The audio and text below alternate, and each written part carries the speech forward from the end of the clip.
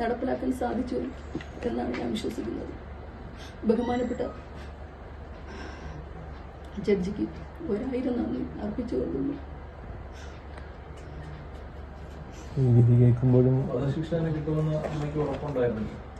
വധശിക്ഷ കിട്ടുന്നതിന് വേണ്ടി പ്രാർത്ഥിച്ചു, നന്നായി പ്രാർത്ഥിച്ചു, വിശ്വസിച്ചു. ബഹുമാനപ്പെട്ട കോടതിയിൽ ഒരു വിശ്വാസം ഉണ്ടായിരുന്നു.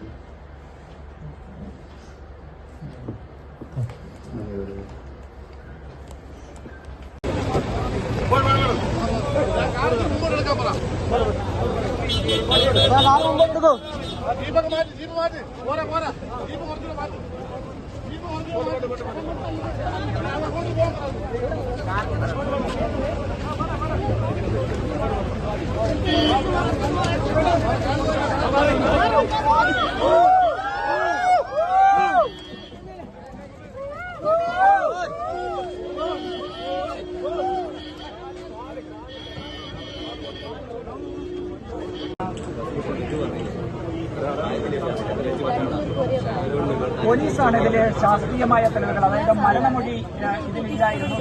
ഷാരോൺ ഒരു തവണ പോലും ഗ്രീഷ്മയുടെ പേര് പറഞ്ഞിട്ടില്ല. അതുകൊണ്ട് ശാസ്ത്രീയമായ തെളിവുകളും സാഹചര്യ തെളിവുകളും ഉപയോഗിച്ച്